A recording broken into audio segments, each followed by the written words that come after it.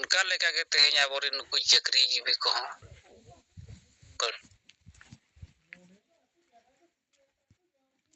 ठुआ को कमी दो nyelok kana ya teheं abo onolia ko abo ko bichari ako kami kana ko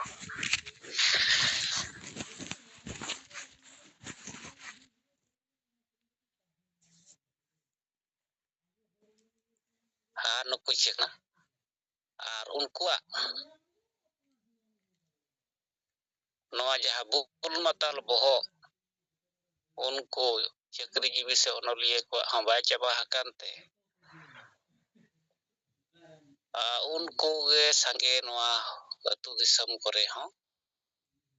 हाना नवा हर कथा को लई कते विचार को लई कते हर उनको को खराब चाबाय को मेनखान तेहें abo gongke tikina jahang kami ar kukumu tahe kana nit kukumu mena kukumu noa pura lagi nit jahang kurumutu re mena kina se ujar bichir re mena kina no nongkan hor ko sange abo onolie se chakri ko pathua ko lekana hor ko idi kate teheं abo noa gongke tikina kukumu pura re adi thaket nyelok kana मेनखान जहां लेका रजते nyelok kan tahan nitok do ado onka do kom akana gongke tikina katha se bichir se kami समाज को बुझाव इदी किया नौका हा nyelok kana पूरे को बुझाव का गongke tikina katha खूब कम गे मेना को हांडे हांडे टिपटा बांग लेका गे उनको भांगकणा लेकन abo जतरिन हर तेहें जहां कि नवा समाज डुबुजो kana उनको हाना नवा उनकन विभ्रांति कथा को लैया मेनखान तेहें abo सेंगेल रिन कमी को abo bo kami dareya khan abo bo kami lekhan do kati kati abo nitok do nwa samaj te talam tena bolek lagi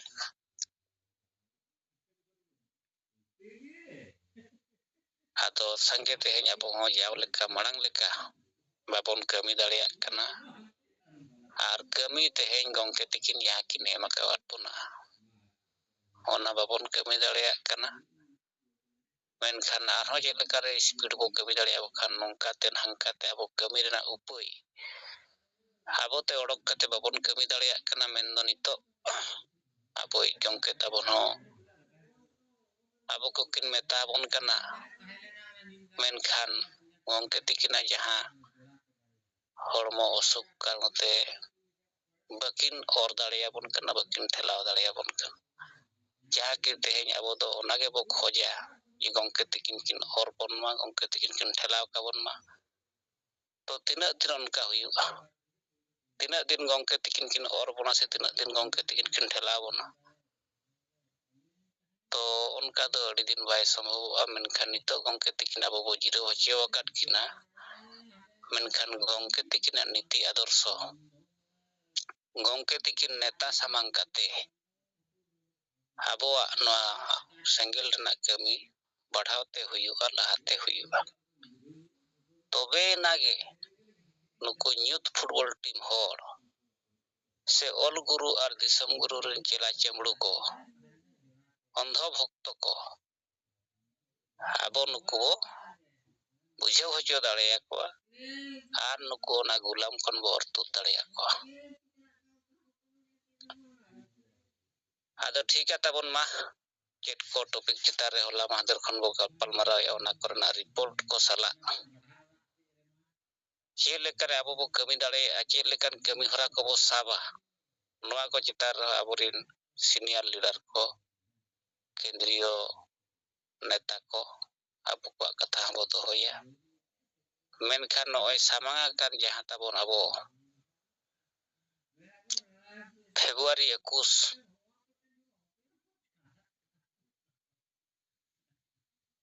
अंतरराष्ट्रीय मातृभाषा दिवस noa chet leka bo manaw batawa noa chetan rawa bo gadi teheng gapa khon thauka ko dorkar noa mente je hola mahader mittang nyel nyam lena social media re je 7 Januari unka ko olka mittang banner lekana iere je 7 Januari huyuk kana bhasa divos 22 Desember huyuk kana bhasa divos ado no nongkan bhangkana ko mone jiwi re ho oka kana bhasa divos lekate abo mittang rastriyo stor re noa mittang bo घोषणा का खान दो जे 21 February tabo noa कार्यक्रम को nongka hui daria kan do noa chetan abo gongke tikina katha gena tabo siddhanto do ado thik tabon ma gongke ko sange abo bo seleda kana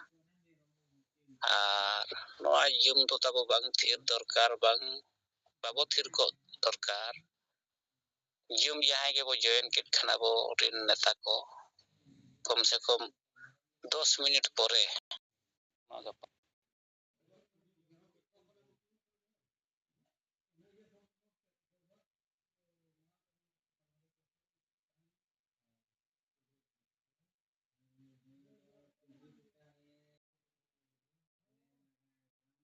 tabo abo no yum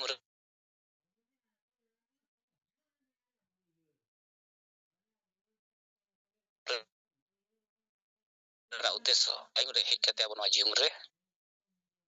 rod dorkar yum eto dorkar ado ठीक tab ngo koman to abo mai ko ikate ape ko katha bo anjai nya katha jiro hatare ya atabo sanam ko johar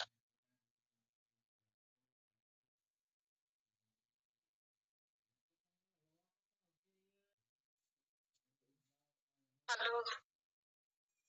awak anjum kan ge mungkin salah kan dia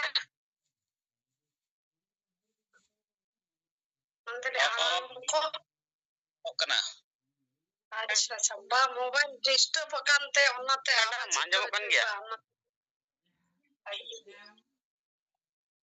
Emanita jumre sele akan parsi jitkariya disam gongke Salkhan Murmu saute Sumitra Madam ar joto rajren sengel kamiya ko inse ko johar ado tehil 150 taka sengel fond re bejaye na ado ine koge khabar do ado kami hora do mon tege der to hoyok kana ton te do prayer rapang kante ongka dara kate do bang rahu paira mon te do abuak sangathan oka lekate laha ona do kurumutu lagi menak linya note ho note aboren ma gota ge milan samaro rege hor pura uljo bada kan ko ado note Januari kore hoy bada na 4 tarik adi gan jaga re milan samaro ado anunda alin bajar na khare do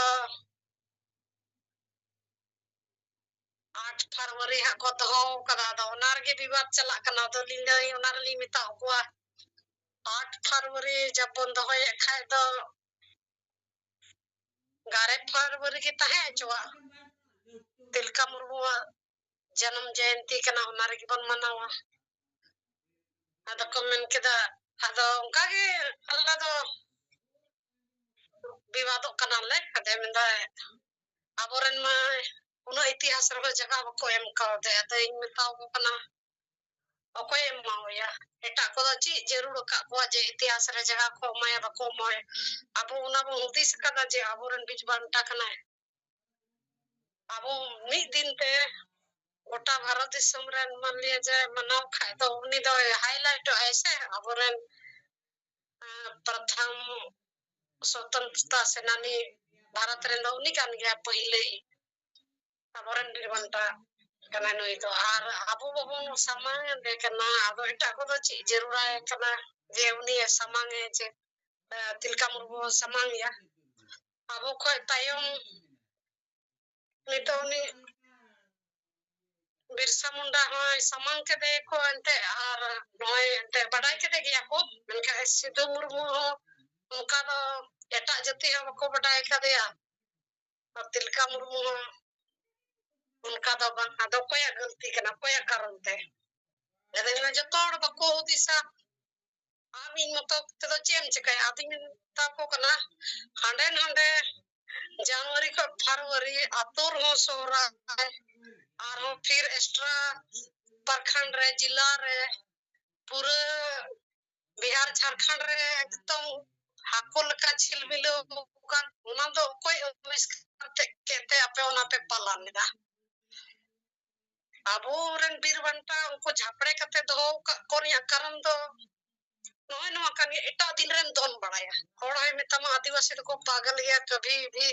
नचेगा झूमेगा बोले जहां तेरे को हिलो जाऊंगा अदा आप तगे road पर अंजमे कम से कम उनिया शहीद दिवस 13 जनवरी बिना फिर फरवरी रो बन अपो सोहराय मिलन समारोह था तो गारे फरवरी बन बहे ना उनका कते पूरे नेट का माते दुरु कते के मोबाइल दुखानते तो उनका कते रपो होयो kan गया लको mendacha hodi sabun ha tayam darai ko adin na galti yang marah mena tayam aro samay jo aro ukage etaga bari ado bole puro bon nyel orma uni ukai kami ke ini nongkain kami ato moja do bole mena uni bai moja inyo bai moja uni bai moja da to abo bon moja ro unka ke kami ko do kotage napai do sange hor do bako bujwa ado ling da era chhara gaya bangi ke ko दको नाइ तक बोले जाना अकोय बको टोका बड़ा लिया राम तो बोले उन्हें सवाल में रखा बा क्या और क्यों रे चेता अति में इन्हें उत्तर अधिकार में आती है इन्हें महिला कने अपे तो कोई के पुरुष प्रधान के मंजी परगना व्यवस्था रे डन डटम बारन हिंसा सुय इनन खोय बाबा हड़ मर्जी ते वे कना अनि तबे उना पे सपोर्ट कना रखा गोगो हड़ दो चिले चकाया मिटन सालखान मुर्मू गोंके के मेनाया जे महिला और पुरुष जोतो जगह रे अधिकार दाड़े आए जहां बिचार मेना खाए उनी मिटने होती सेदा अदपे मेनदा उनी की बढ़िया उनी मी होड़े सोचावे मिटन मजा कथाय रोड के खाए दो बोले उनी तो बाय ठीका जुग जुग खोय बढ़िया नो चला कान नो तो कोई साहस हिम्मत तो थपे जे नो तो बढ़िया कना नो तो विरोध जरूर नो कथाय रोड के खाए मने सो होड़ तलारे ग्रुप रे ते अदा मेंदा कोई ने तलारे विवाद बोले नो दा खड़ा दिन विवाद तो बंद करा सच्चाई कना जे सच्चाई मिता में खा जे एतो को अपे बाबा हड़ मर्जी तके अतो समाज रे चला कना जतो दो बांग मले मंजी परगना व्यवस्था पुरुष प्रधान विचारधारा तके हड़ बन चला कना ओड़ा रे मा गोगो हड़ ले चला ले जुत चोयदा मेनका बाहरे रे तो मेन के बाबा हड़ रे कमी कना ओड़ा रे परिवार गिदरे जतगा जतन बांग दाड़िया का एन खेते उनी बाबा हड़ 100 200 ओड़ा अतो टोला रे उनी चकम चला बनावया उना लगे ते बुद्धिजीवी हड़ जरूरा चाहे तो महिला चाहे तो पुरुष अदा मल्लिक उड़ी की जहां के बनावया समाज रे अदा उनका तो चका तोड़ा दो चला उनका कते विवाद को दोन होय चला ओड़ा कनिया बोले उना रप्पा चा दो अदा वीर तो मेना बड़ा लिंगिया दो bang langau kena langga do ato pero noy mena bon gya mojo kita pun mi tin bang mi tin ile do ato ma gongke niya ko gili samang bada kada jeto ge toda tero jara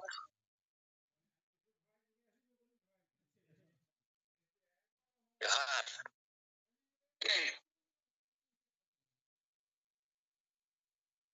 Susamachon madam tikina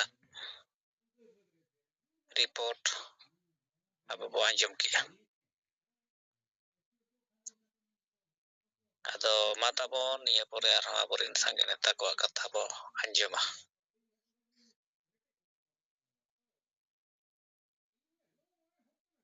ᱥᱟᱱᱟᱢ ᱠᱚ ᱡᱚᱦᱟᱨ᱾ বেঙ্গল পণ্য হুগলি জেলা নকল block committee কাছে tribal association regional tribal association state technical ইনকামি ᱠᱟᱱᱟ ᱡᱟᱦᱟᱸ ᱟᱹᱫᱤᱵᱟᱹᱥᱤ ᱥᱮᱸᱜᱮᱞ ᱚᱵᱷᱤᱡᱟᱱ ᱨᱮᱱᱟᱜ ᱠᱚᱨᱢᱚᱥᱩᱪᱤ ᱱᱤᱛ ᱫᱷᱟᱹᱨᱤᱡ ᱪᱟᱞᱟᱜ ᱠᱟᱱ ᱛᱟᱵᱚᱱᱟ᱾ ᱢᱮᱱᱠᱷᱟᱱ ᱟᱹᱫᱤᱵᱟᱹᱥᱤ ᱠᱚ ᱛᱟᱞᱟᱨᱮ ᱚᱱᱟ ᱡᱟᱜᱽᱨᱩᱠᱛᱟ ᱱᱤᱛ ᱫᱷᱟᱹᱨᱤᱡ ᱵᱟᱭ ᱦᱮᱡ ᱮᱱᱟ ᱪᱮᱫ ᱠᱟᱨᱚᱱ? ᱱᱚᱣᱟ ᱡᱩᱫᱤ ᱠᱟᱹᱴᱤᱡ ᱵᱚ ᱵᱤᱥᱞᱮᱥᱚᱱ ᱠᱷᱟᱱ ᱱᱚᱣᱟᱛᱮ ᱵᱩᱡᱷᱟᱹᱣ ᱟᱵᱚ ᱡᱮ ᱟᱹᱫᱤᱵᱟᱹᱥᱤ ᱥᱮᱸᱜᱮᱞ ᱚᱵᱷᱤᱡᱟᱱᱟᱜ ᱡᱟᱦᱟᱸ ᱠᱟᱹᱢᱤ ᱠᱚ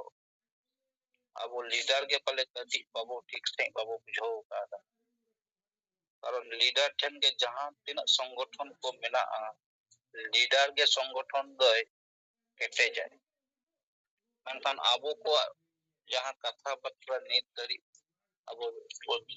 ᱨᱚᱲ ᱨᱟᱠᱟᱵ ᱠᱟᱫᱟ ᱥᱚᱢᱟᱡᱽ ᱛᱟᱞᱟᱨᱮ ᱟᱵᱚᱭᱤᱡ ᱜᱚᱝᱠᱮ ᱵᱟᱵᱚ ᱥᱟᱹᱯᱤᱫ ᱫᱟᱲᱮ ᱟᱠᱟᱫᱟ᱾ ᱚᱱᱟ ᱥᱟᱶ ᱥᱟᱶᱛᱮ ᱟᱵᱚᱣᱟᱜ ᱡᱟᱦᱟᱸ ᱮᱡᱮন্ডᱟ ᱢূল ᱵᱤषᱚᱭ ᱠᱚ ᱪᱮᱛᱟᱱ ᱡᱟᱦᱟᱸ ᱡᱳᱨ ᱮᱢ ᱫᱚᱨᱠᱟর ᱛᱟᱦᱮᱸ ᱠᱟᱱᱟ ᱚᱱᱟ ᱪᱮᱛᱟᱱ ᱨᱮᱦᱚᱸ ᱟᱵᱚ ᱵᱟᱵᱚ ᱚᱱᱟ ᱡᱳᱨ ᱵᱟᱵᱚ ᱮᱢ ᱫᱟᱲᱮ ᱟᱠᱟᱫᱟ᱾ ᱢᱮᱱᱠᱷᱟᱱ ᱟᱵᱚ ᱠᱚ ᱡᱮᱛᱮ লিডার ᱜᱮ ᱚᱱᱟ ক্ষমতা ᱢᱮᱱᱟᱜᱼᱟ ᱟᱵᱚ ᱵᱚ লিডারশিᱯ ᱨᱮ ᱮᱠᱫᱚᱢ ᱯᱟরফᱮক্ᱴ ᱦᱚᱲ ᱠᱟᱱ ᱜᱮᱭᱟ ᱵᱚ᱾ ᱢᱮᱱᱠᱷᱟᱱ ᱟᱵᱚ ᱛᱟᱞᱟᱨᱮ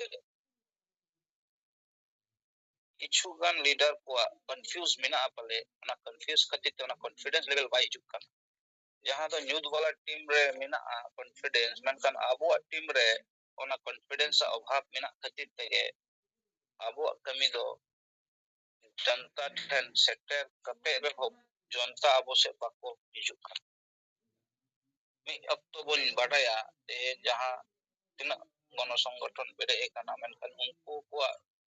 লিডার ᱠᱚᱣᱟᱜ ᱩᱱᱟᱹᱜ ᱰᱷᱮᱨ ᱧᱩᱛᱩᱢ ᱠᱚ ᱵᱟᱝ ᱛᱟᱦᱮᱸ ᱠᱟᱱᱟ᱾ ᱢᱮᱱᱠᱷᱟᱱ ᱛᱮᱦᱮᱧ ᱠᱤᱱᱛᱩ ᱩᱱᱠᱩ লিডার ᱠᱚᱣᱟᱜ ᱠᱳᱥᱤᱥ ᱠᱟᱨᱚᱱ ᱛᱮ ᱟᱹᱰᱤᱜᱟᱱ ᱜᱚᱱᱚ ᱥᱚᱝᱜᱚᱴᱷᱚᱱᱟᱜ ᱚস্তিত্ব ᱵᱟᱧᱪᱟᱣ ᱮᱱᱟ᱾ ᱢᱮᱱᱠᱷᱟᱱ ᱟᱵᱚ ᱠᱚ ᱱᱤᱱᱟᱹᱜ ᱫᱤᱱ ᱵᱚ ᱠᱟᱹᱢᱤᱭᱮᱫ ᱨᱮᱦᱚᱸ ᱟᱨ ᱱᱤᱱᱟᱹᱜ ᱥᱚᱠᱨᱤᱭᱚᱛᱟ के साथ ᱵᱚ ᱠᱟᱹᱢᱤᱭᱮᱫ ᱨᱮᱦᱚᱸ ᱡᱚᱱᱛᱟ ᱟᱵᱚ ᱵᱟᱠᱚ ᱠᱩᱥᱤᱭᱟᱵᱚᱱ ᱠᱟᱱᱟ ᱪᱮᱫᱟᱜ? ᱠᱟᱨᱚᱱ ᱫᱚ ᱱᱚᱣᱟ ᱠᱟᱱᱟ ᱟᱵᱚᱨᱮᱱ লিডার ᱢᱚᱫᱽᱫᱷᱮ ᱜᱮ ᱠᱚᱱফᱤউᱡ ᱢᱮᱱᱟᱜ ᱵᱚᱱᱟ ᱟᱵᱚ ᱜᱮ᱾ ᱛᱮᱦᱮᱧ ᱱᱚᱜᱼᱚᱭ ᱡᱮ ᱵᱮᱨᱮᱞ ᱫᱟᱜ ᱨᱮᱱᱟᱜ ᱠᱚᱱᱥᱮᱯᱴ ᱵᱚ ᱥᱟᱢᱟᱝ ᱠᱟᱫᱟ ᱟᱵᱚ ᱠᱤᱱᱛᱩ ᱱᱚᱣᱟ ᱦᱚᱸ ᱟᱹᱰᱤ লিডার ᱜᱮ ᱚᱱᱟ ᱨᱚᱲ ᱨᱟᱠᱟᱵ ᱵᱟᱵᱚ ᱫᱟᱲᱮᱭᱟᱜ ᱠᱟᱱᱟ ᱟᱛᱳ ᱴᱚᱞᱟ ᱨᱮ᱾ ᱟᱵᱚ ᱡᱩᱫᱤ ᱵᱟᱵᱚ ᱨᱚᱲᱟ ᱴᱷᱤᱠ ᱥᱟᱺᱦᱤᱡ ᱡᱚᱱᱛᱟ ᱫᱚ ᱪᱮᱫᱟᱜ ᱯᱟᱹᱛᱭᱟᱹᱣᱟᱜᱼᱟ? ᱡᱮᱢᱚᱱ ᱢᱤᱫᱴᱮᱱ ᱯᱚᱞᱤᱴᱤᱠᱟᱞ ᱫᱚᱞᱟᱜ ᱡᱟᱦᱟᱸ ᱨᱚᱲ ᱢᱮᱠᱥᱤমাᱢ ᱠᱚ ᱮᱲᱮ ᱠᱟᱛᱷᱟ ᱠᱚ ᱨᱚᱲᱟ ᱟᱨ ᱮᱲᱮ ᱠᱟᱛᱷᱟ ᱛᱟᱞᱟ ᱛᱮᱜᱮ ᱡᱚᱱᱛᱟ ᱴᱷᱮᱱ ᱢᱤᱫᱴᱮᱱ ᱵᱤᱥᱣᱟᱥ ᱠᱚ ᱧᱟᱢᱟ᱾ ᱡᱮᱢᱚᱱ ᱱᱚᱨᱮᱱᱫᱨᱚ ᱢᱳᱫᱤ ᱱᱚᱝᱠᱟᱭ ᱨᱚᱲ ᱞᱮᱫᱟ ᱢᱤᱫᱴᱮᱱ ᱚᱠᱛᱚ ᱡᱮ ᱤᱧ ᱵᱷᱳᱴ ᱮᱢᱤᱧ ᱯᱮ ᱤᱧ ᱟᱯᱮ ᱟᱹᱰᱤ ᱠᱤᱪᱷᱩᱧ ᱮᱢᱟ ᱯᱮᱭᱟ᱾ ᱡᱮᱢᱚᱱ ᱞᱟᱹᱭ ᱞᱮᱫᱟᱭ 15 লাখ টাকা ᱠᱟᱛᱮ ᱦᱤᱡᱩᱜᱼᱟ ᱟᱯᱮᱭᱟᱜ ᱠᱷᱟᱛᱟ ᱨᱮ᱾ ᱢᱮᱱᱠᱷᱟन ᱡᱚᱱᱛᱟ ᱠᱚ ᱯᱟᱹᱛᱭᱟᱹᱣ ᱠᱮᱫᱟ᱾ ᱠᱟᱨᱚᱱ ᱟᱠᱚᱨᱮᱱ ᱡᱟᱦᱟᱸ ᱛᱤᱱᱟᱹᱜ ᱪᱮᱞᱟ ᱢᱮᱱᱟᱜ ᱠᱚᱣᱟ অর্থাৎ বিজেপি পার্টি ᱦᱩᱭᱩᱜ ᱥᱮ ᱡᱟᱦᱟᱸ ᱟᱠᱚᱣᱟᱜ ᱯᱟর্টি ᱠᱟᱱᱟ ᱩᱱᱠᱩ ᱡᱚᱱᱛᱟ ᱠᱚ ᱯᱟᱹᱛᱭᱟᱹᱣ ᱦᱚᱪᱚ ᱠᱮᱫ ᱠᱚᱣᱟ ᱡᱮ ᱱᱩᱭ ᱜᱚᱝᱠᱮ ᱜᱮ ᱟᱯᱮ ᱵᱟᱧᱪᱟᱣ ᱫᱟᱲᱮᱭᱟᱯᱮᱭᱟ ᱱᱚᱣᱟ ᱠᱟᱛᱷᱟ ᱠᱚᱭ ᱨᱚᱲ ᱨᱟᱠᱟᱵ ᱠᱮᱫᱟ᱾ ᱢᱤᱫᱴᱮᱱ ᱚᱠᱛᱚ ᱫᱚ ᱵᱤᱡᱮᱯᱤᱭᱟᱜ ᱵᱟᱨᱭᱟ ᱥᱤᱴ ᱛᱟᱦᱮᱸ ᱠᱟᱱᱟ ᱵᱷᱟᱨᱚᱛ ᱫᱤᱥᱚᱢ ᱨᱮ᱾ ᱛᱮᱦᱮᱧ ᱵᱟᱨᱭᱟ ᱠᱷᱚᱱ ᱛᱤᱱᱟᱹᱜ ᱜᱟᱱ ᱥᱤᱴ ᱮ ᱧᱟᱢ ᱠᱮᱫᱟᱭ ᱵᱟᱝᱢᱟ ᱯᱩᱨᱟᱹ 22ᱴᱤ ᱥᱴᱮᱴ ᱨᱮ ᱟᱭᱟᱜ ᱥᱚᱨᱠᱟর ᱪᱟᱞᱟᱜ ᱠᱟᱱᱟ। ᱛᱟᱦᱞᱮ ᱟᱵᱚ ᱡᱩᱫᱤ ᱟᱵᱚᱣᱟᱜ ᱥᱚᱝᱜᱚᱴᱷᱚᱱ ᱠᱷᱚᱱ ᱱᱚᱣᱟ ᱵᱤᱪᱟᱹᱨ ᱡᱩᱫᱤ ᱴᱷᱤᱠ ᱥᱟᱺᱦᱤᱡ ᱵᱚ ᱯᱟᱥᱱᱟᱣ ᱠᱮᱭᱟ ᱥᱮ ᱮᱱᱠᱷᱟᱱ ᱟᱵᱚ ᱦᱚᱸ 9 ᱜᱚᱴᱮᱡ ᱨᱟᱡᱽ ᱨᱮᱜᱮ ᱟᱵᱚ ᱵᱚ ᱥᱛᱷᱟᱯᱤᱛ ᱫᱟᱲᱮ ᱠᱮᱭᱟ ᱟᱵᱚ ᱜᱚᱝᱠᱮ ᱡᱮᱴ ᱵᱚᱸᱜᱟ ᱥᱟᱞᱠᱷᱟᱱ ᱢᱩᱨᱢᱩ ᱜᱚᱝᱠᱮ। ᱠᱟᱨᱚᱱ ᱜᱚᱝᱠᱮ ᱢᱟ ᱠᱟᱹᱢᱤ ᱠᱟᱫᱟᱭ। ᱡᱟᱦᱟᱸᱭ ᱵᱟᱭ ᱠᱟᱹᱢᱤ ᱠᱟᱛᱮ ᱥᱛᱷᱟᱯᱤᱛᱚᱜ ᱠᱟᱱᱟᱭ ᱮᱱᱠᱷᱟन ᱟᱵᱚᱭ ᱜᱚᱝᱠᱮ ᱠᱟᱹᱢᱤ ᱠᱟᱛᱮ ᱵᱟᱵᱚ ᱥᱛᱷᱟᱯᱤᱛ ᱫᱟᱲᱮᱭᱟᱭ ᱠᱟᱱᱟ। ᱱᱚᱣᱟ ᱫᱚ ᱟᱵᱚᱣᱟᱜ ᱜᱮ ᱢᱟᱱᱮ ᱞᱟᱹᱭ ᱜᱟᱱᱚᱜᱼᱟ ᱜᱟᱹᱞᱛᱤ। কারণ আবো গংকে সাফা সাফি কিছু কথা সমান কদায় নোয়া কথা আবো জোর সেই বাবো রোড দাঁড়ায় কানা পাবে আবো জোর দিয়ে যদি বো রোড বো এহো বসে জনতা প্রতি আকো বিশ্বাস কো আগুয়া যে সরিগে সালখান মুর্মু তাইনম রেগে নিত সেন লেখা আবো অস্তিত্ব বাঞ্চা পালে নোয়া কথা ও বুঝো কে মেনখান আবো রেনগে জনতা আবো ঠেন যখন কো হিজু কানা আবো কে কতি কো ᱩᱱᱠᱩᱣᱟᱜ ᱠᱟᱛᱷᱟ ᱡᱳᱨ ᱥᱟᱺᱦᱤᱡ ᱵᱟᱵᱚ ᱨᱚᱲ ᱫᱟᱲᱮᱭᱟᱜ ᱠᱟᱱᱛᱮ ᱟᱵᱚᱣᱟᱜ ᱠᱟᱨᱚᱱ ᱛᱮᱜᱮ ᱩᱱᱠᱩ ᱫᱚ ᱵᱟᱠᱚ ᱜᱚᱲᱚᱜ ᱠᱟᱱᱟ ᱠᱟᱨᱚᱱ ᱛᱮᱦᱮᱧ ᱡᱟᱦᱟᱸ ᱛᱤᱱᱟᱹᱜ ᱟᱹᱫᱤᱵᱟᱹᱥᱤ ᱧᱩᱛᱩᱢᱟᱱ ᱥᱚᱝᱜᱚᱴᱷᱚᱱ ᱢᱮᱱᱟᱜᱼᱟ ᱚᱠᱚᱣᱟᱜ ᱥᱚᱝᱜᱚᱴᱷᱚᱱ ᱦᱚᱸ ᱵᱟᱠᱚ ᱠᱮᱴᱮᱡ ᱥᱟᱺᱦᱤᱡ ᱵᱟᱠᱚ ᱠᱟᱹᱢᱤ ᱟᱠᱟᱫᱟ ᱟᱨ ᱠᱮᱴᱮᱡ ᱥᱟᱺᱦᱤᱡ ᱵᱟᱠᱚ ᱠᱟᱹᱢᱤ ᱟᱠᱟᱫ ᱛᱮ ᱱᱩᱠᱩ ᱫᱚ ᱜᱟᱯᱟ ᱦᱤᱞᱳᱜ ᱫᱚᱠᱚ ᱟᱫᱚᱜᱼᱟ ᱪᱮᱫ ᱢᱮᱱᱟᱜᱼᱟ ᱟᱥᱮᱠᱟ ᱥᱚᱝᱜᱚᱴᱷᱚᱱ ᱢᱮᱱᱟᱜᱼᱟ ᱟᱥᱮᱠᱟ ᱮᱡᱮᱱᱰᱟ ᱪᱮᱫ ᱢᱮᱱᱟᱜᱼᱟ ᱡᱮ ᱱᱤᱛᱚᱜ ᱦᱚᱸ ᱦᱚᱲ ᱠᱚᱢ ᱵᱮᱥᱤ ᱠᱚ ᱟᱸᱡᱚᱢᱮᱫᱟ ᱚᱱᱟ ᱠᱟᱛᱷᱟ ᱪᱮᱫ ᱦᱚᱸᱛᱚ ᱮᱡᱮᱱᱰᱟ ᱨᱮ ᱵᱟᱹᱱᱩᱜᱼᱟ ᱢᱟᱱᱮ ᱪᱤᱠᱤ ᱵᱚ ᱯᱟᱲᱦᱟᱜᱼᱟ ᱪᱤᱠᱤ ᱵᱚ ᱪᱮᱫᱚᱜᱼᱟ ᱱᱤᱭᱟᱹᱜᱮ ᱠᱟᱛᱷᱟ ᱛᱟᱭ ᱟᱫᱚ ᱵᱟᱹᱠᱤ কোনো এজেন্ডা ᱜᱮ ᱵᱟᱹᱱᱩᱜᱼᱟ ᱢᱮᱱᱠᱷᱟᱱ ᱟᱵᱚᱣᱟᱜ ᱮᱡᱮᱱᱰᱟ ᱨᱮᱢᱟ ᱟᱭᱢᱟ ᱠᱤᱪᱷᱩ ᱢᱮᱱᱟᱜᱼᱟ ᱡᱟᱦᱟᱸᱛᱮ ᱟᱹᱫᱤᱵᱟᱹᱥᱤ ᱥᱚᱢᱟᱡᱽ ᱵᱟᱧᱪᱟᱜᱼᱟ ᱛᱮ ᱱᱚᱜᱼᱚᱭ ᱡᱮ ᱫᱷᱚᱨᱚᱢ ᱡᱟᱦᱟᱸ ᱠᱟᱛᱷᱟ ᱟᱵᱚ ᱵᱚ ᱯᱨᱚᱪᱟᱨ ᱠᱮᱫᱟ ᱥᱟᱹᱨᱤᱜᱮ ᱢᱤᱫᱴᱮᱱ ᱚᱠᱛᱚ ᱠᱤᱱᱛᱩ ᱟᱹᱫᱤᱵᱟᱹᱥᱤ ᱠᱚ ᱛᱟᱞᱟᱨᱮ ᱡᱮ ᱟᱹᱫᱤᱵᱟᱹᱥᱤ ᱟᱞᱟᱜ ᱫᱷᱚᱨᱚᱢ ᱧᱟᱢᱚᱜᱼᱟ ᱢᱮᱱᱛᱮ ᱱᱚᱝᱠᱟᱱᱟᱜ ᱠᱟᱛᱷᱟ ᱵᱟᱠᱚ ᱯᱟᱹᱛᱭᱟᱹᱣ ᱠᱮᱭᱟ ᱢᱮᱱᱠᱷᱟᱱ ᱤᱧ ᱫᱟᱣᱮ ᱜᱮ ᱥᱟᱛᱤᱧ ᱞᱟᱹᱭᱟ ᱡᱮ ᱟᱹᱫᱤᱵᱟᱹᱥᱤᱭᱟᱜ ᱱᱚᱣᱟ ᱠᱚᱱᱥᱮᱯᱴ ᱟᱵᱚᱭᱤᱡ ᱡᱮᱣᱮᱫ ᱵᱚᱸᱜᱟ ᱡᱚᱠᱷᱚᱱ ᱠᱷᱚᱱᱮ ᱨᱚᱲᱮ ᱮᱦᱚᱵ ᱠᱮᱫ ᱠᱷᱟᱱ ᱡᱮ ᱟᱵᱚ ᱠᱚ ᱟᱹᱫᱤᱵᱟᱹᱥᱤᱭᱟᱜ ᱟᱞᱟᱜ ᱫᱷᱚᱨᱚᱢ ᱧᱟᱢ ᱞᱟᱹᱠᱛᱤᱜᱼᱟ ᱚᱱᱟ ᱠᱟᱨᱚᱱ ᱛᱮ ᱟᱵᱚ ᱰᱷᱮᱨ ᱵᱚ ᱨᱚᱲ ᱠᱮᱫ ᱠᱷᱟᱱ ᱚᱱᱟ ᱠᱤᱱᱛᱩ ᱥᱛᱷᱟᱯᱤᱛᱮᱱ ᱜᱮᱭᱟ ᱱᱤᱛᱚᱜ ᱟᱹᱰᱤᱜᱟᱱ ᱟᱹᱫᱤᱵᱟᱹᱥᱤ ᱥᱚᱢᱟᱡᱽ ᱨᱮ ᱱᱚᱣᱟ ᱪᱚᱨᱪᱟ ᱨᱮᱠᱚ ᱟᱹᱜᱩ ᱠᱮᱫᱟ ᱡᱮ ᱥᱟᱹᱨᱤᱜᱮ ᱱᱤᱛᱚᱜ ᱟᱹᱫᱤᱵᱟᱹᱥᱤ ᱫᱷᱚᱨᱚᱢ ᱠᱳᱰ ᱞᱟᱹᱠᱛᱤᱭᱟ ᱢᱮᱱᱛᱮ ᱠᱚ ᱩᱭᱦᱟᱹᱨ ᱮᱫᱟ হয়তো বাক্য রোড রে বাক্য আড়গন কানা বাক্য গড়ক কানা বাক্য রড়িদা মেনখান নিয়ে দকো পতিও কানা যে আদিবাসী আলাগ ধরম কোড লাক্তি কান গিয়া মেনখান নোয়া দো আবো কামি কান কতি jahan tina বিরোধী সে নিউজ वाला হর মেনা কো নুকুয়া এজেন্ডা রে দো নোকানা কথা বানুয়া এনতে রহ উনকু কো পতিও এন গিয়া সে পতিও হচো হয়না এমন কি যে এমএ jahan tina লিডার নিত হয়তো কো কম বেশি কো বুঝাও গিয়া যে বাংলা আদিবাসী আলাগ ধরম কোড দরকার ওনাতে কো বাধ্য হয় না যে আবো ওনা সারনা ধরম কোড উনি আয়া বিধানসভা কোন পাস তে বাধ্য হয় না বাধ্য হয়েন গিয়া আবো বাধ্য কে পা उनका गे नोडे टीएमसी नि जहां लीडर मेना ममता दीदी उनी हो ओना कथा पतियो है ना और ओनाते अब वो नेल किदा जे बारिया बारिया स्टेट खन ओना अनुशंसा कते को भेजा किदा केंद्र रे হয়তো ওন্ডে কটি কো গড়মেল কে গিয়া যে সারি ধরম को मिसादा से नोडे हो आदिवासी धरम मिसा कते उनका को कोल के गया मेनखान निया तो माने मेटे इफेक्ट पड़ाव कना मेनखान ओकोय को आंदोलन कदा नोरे मिटेन संगठन को ली मासे जे रास्ता में को अवरोध कदा बको कुड़ा आबो के बको अवरोध कदा अडी बार बो कुड़ा कदा आबो कर्मसूची रे भारत पुरो लड़ाव ले मॉडल बोर्ड कोनोत रे अवरोध होइले आदो होनवा को आबोरेन लीडर से आबोरेन कर्मी को नवा को बुझो मा जे आबो के बो दाड़े आबो छरा निया माने बको दाड़े अकोय हो बाकी संगठन मा फेक संगठन कान गया आदिवासी ᱧᱩᱛᱩᱢ ᱛᱮ आदिवासी शोषण को कमी कान कारण ओय आसेका मजी परगना मोहन राइट एसोसिएशन जत्तो के चमचागिरी लाको जत्ते हो जहां के रूलिंग पार्टी रे हिजुक कना सरकार हिजुक कना उनिया को तलवा को जमेदा आर को किछु निजरा किछु पॉकेट को भरीदा मेनका समाज लगी चिको एमे कदा समाज लगी चे एजेंडा तको मनांग बुरु अकरिंग रे एको भूमिका को पालन केदा बको कुराव सरी के आदिवासी ᱧᱩᱛᱩᱢᱟᱱ जहां तिना गण संगठन नंकु दो आदिवासी गय संगठन ᱧᱩᱛᱩᱢ तको कमी कना कारण अब को नेले दो जे आदिवासी समाज दिन दिन धरे चिदा धीरे धीरे आया अस्तित्व बांचाव ना लड़ाई रे अगो कने नित हो चिदा बाय दारे कना एटा समाज लकान केटे ᱧᱚᱜ तिगु एनखान अबो आदिवासी समाज रे बनुआ प्रतिभा बनुआ ako bako dare abo दिकु लिका एटा समाज लिका abo बाबो हारा बुरु दरे जत्तो को दरे मेनखान आबोरेन समाज रेन किछु गंडार से समाज रेन के किछु ako व्यक्ति स्वार्थ लगी आदिवासी समाज को व्यवहार और आदिवासी समाज व्यवहार करते ako एजेंडा व्यक्तिगत एजेंडा ओय बरसिंग पे महल कथा कोलकाता रानी रासमणी रोड रे मेटन रैली को बनाव किदा बाउनो बंगमा यूनिफाइड जहां दो यूनाइटेड फोरम ᱧᱩᱛᱩᱢ ते मेटन गण संगठन को बेरे एकदा जेते nungku maji pargana mohol aseka writer association aro tinaak gan nyutum te ko binaw kada jete songgothon milito bhabe mete forum ko binaw kada united forum nyutum te mete rally kida ko onde kono sarna dhorom se sari dhorom se dhorom agenda ge banua onde do sudu mena ek st ar mi bariya ona local kichu mane agenda ko mete ko rally kida noa 2026 पहिलो सप्ताह मेनकान आदिवासी मूल विषय जहां ओना चितान रे दो नंकु बाको road दाड़ेदा कारण बाको दाड़े उनको दो कटी चला ना जखन माने कटी को बुझो जे बांग सरकार ठेन किछु कौडी दुरकारो कना ताले दिलाबो कटी बो रैली मीटिंग लेगे ताले सरकार आबो हो कते मी बार पैसा एमाबोना ओनागे अतवा दो व्यक्तिगत स्वार्थ मेनकान नोआ धरती रे आदिवासी निकु आदिवासी अस्तित्व बांचावना रोड तो बनुआ नुकु abu nin tho babu nyel di tanung kan jahan tina gono संगठन bere ekana abu bo nyel ma nungku do ব্যক্তি goto aku kami ko kami kan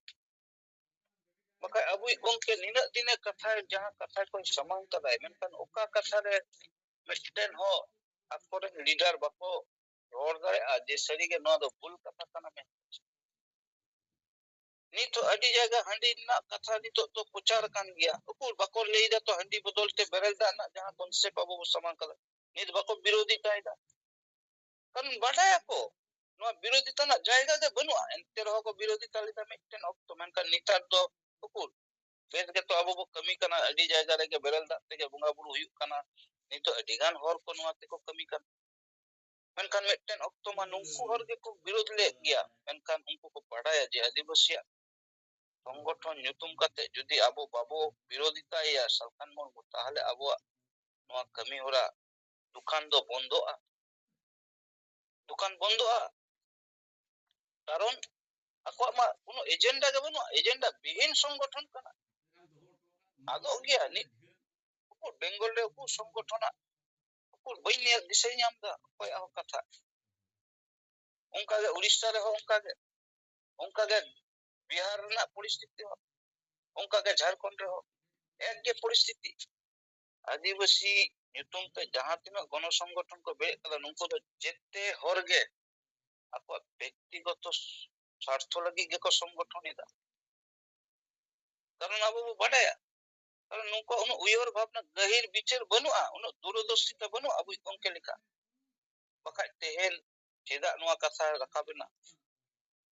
je nito hor santar cheda bako jumit dareana Adivasi Cheda बको Jumit kana karon do noa kan gya आदिवासी समाज do nito do goi obostha re chalao kana ICU re chalao kana noa समाज bere dare ekmatro sengel sengela ge ona kami mena jahan kami te Adivasi ko bancha kan tehen dari Adivasi ko sari ge best leader tainom re do banuk kwa era leader than ge mena kwa abu nyel ke gya disom guru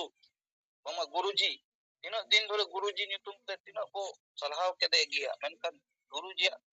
jodi অবদান বলে আছে অবদান ema kada অবদান chet tai samaj lagi menkan dirgo din ma abu bo jito kade ako রাজনৈতিক দল bo laha ke da menkan samaj do chet labe nyam kida nito jharkhand re aima jayga re nyel nyamok kana eta o Adivasi ko raj chalak kana onde Adivasi social piron chalak kana Adivasi jete kichu lutok kana cheda tale Adivasi jayga re jodi Adivasi ko বিস্তাপন আর পলায়ন ako आदिवासी ko dal ko joma tale आदिवासी che khatir te ladhai lidabo jharkhand kono ado tehen ona ko lagi ge samaj kitu huiho durkar samaj ren jahan tena bil और मेरा बोना नोआ बिचर लगाव बोना जे सरी ge chek karon te आदिवासी halat nunga परिस्थिति re आदिवासी सरी ge dare abo jodi sari ge jodi bo jumit bo tehen आदिवासी jahan tina संगठन mena nungku ho bako bichar dare ada je jete Hindu samaj den संगठन को मिठेनोग kana ko मुसलमान समाज मिठेनोग kana ko tale abuwag samaj do tidak chitir bitir ko doho kag kana chida babu goro dareay kana mitten संगठन talate mitten babu dare kana jumit karon do noa kan giya je adibasi jahan main best leader uni do babu kusiyay kana jahan bari leader uni bo kusiyay kana tehen dari adibasi samaj re abu bo nyel ma je adibasi jahan tina संगठन menaa उनको agenda रे दो बनुआ नोंकान कथा